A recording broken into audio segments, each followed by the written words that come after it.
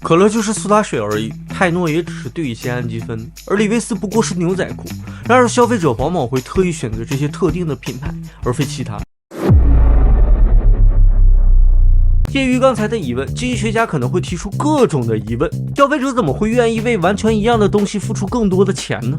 我们更倾向于认为自己是理性的，但实际上并非如此。哇哦！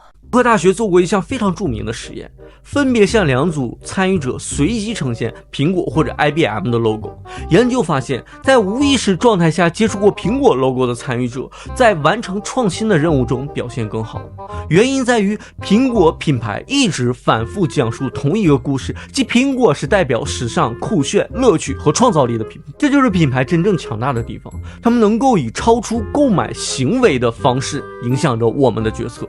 当我们选择不同品牌时，其实是在选择创造一种身份的认同。比如说，我选择小米速7而非奥迪 A6， 那我只是想蹭流量。选择 iPhone 而非安卓，可能并不是我多爱它，也只是因为我图品牌背书后的质量。省心的系统，就好比我选择 Mac 系统，就是因为我看不懂 Windows 系统的各种配置，所以我选择更为省心的 MacBook。所以一旦消费者做出这样的选择，我们与品牌的联系就可能加深到如同家人般的认同感。一旦认同某个品牌，它就能塑造你的行为。比如说 MacBook 加星巴克，而不是台式机加星巴克，不是台式机不方便，而是台式机不小资。更有意思的是，当有人诋毁这个产品、这个品牌乃至它的服务时，我们便会第一时间站出来辩护。来回想一下，是否有为某个品牌、某个明星与别人兑现过，甚至不甘心还要查完资料，有了背书确定以后再跟人 battle。 为什么呢？因为对品牌的攻击就等于对我们自身认同的攻击。市场营销中有一种观念，我们对待品牌的方式就像对待人一样，会说我爱你，会说我爱这个品牌，我讨厌这个品牌。当然，人们口头表达的情感往往与内心当中的真实想法是有所不同的。所以有人提问，我们能不能直接询问大脑？麦克和他的团队利用核磁共振观察了 iPhone 用户和三星用户大脑的活动，同时让他们听到有关于苹果、三星的好消息、坏消息和中立消息。实验结果表示，苹果用户对于产品产生的共情反应就如同对待家人一样。国内也有类似的产品、类似的品牌，我能不能在弹幕上看到？奇怪的是啊，当关于三星品牌的正面和负面新闻出现时，三星用户并未产生出任何的积极的、消极的反应。三星用户唯一表现出来的是对苹果新闻的反向共情，也就是说，当他听到有关苹果的负面新闻时，他们的大脑反映出了积极的响应。这实际上揭示了一个情况，苹果已经在这个市场上定义了游戏规则。三星的顾客从他的大脑数据来看，似乎仅仅是因为讨厌苹果而购买三星，同样也可以用在他们背后的阵营，即我不喜欢 iOS， 所以我选择了安卓。其实我们很多人没有意识到，自己在下意识选择的品牌，是因为品牌具有某种自我表达价值。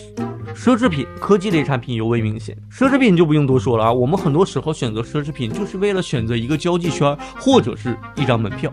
而科技创新类产品同样明显。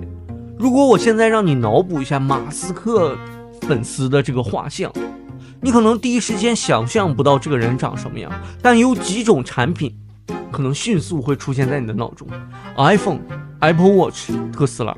所以很多时候我们会把拥有这一类产品的人归为一类。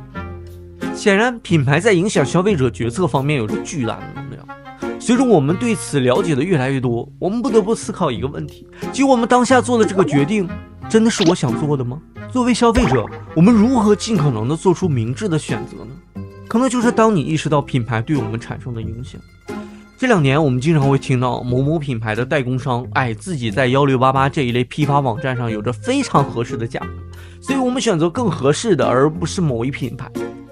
时不时的停下来思考一下，我为什么要买这个产品，为什么要参与这档活动，可能就没那么想了。不过不管你喜欢与否，品牌并不会消失。我听过很多人反对说，我不喜欢品牌，我不在乎品牌。我的看法和你不同，其实我们不是不喜欢品牌，而是不喜欢某一类品牌。我反对的是你所代表的某一品牌，因为我讨厌你。你可以是很多，可以是明星，可以是价格等等。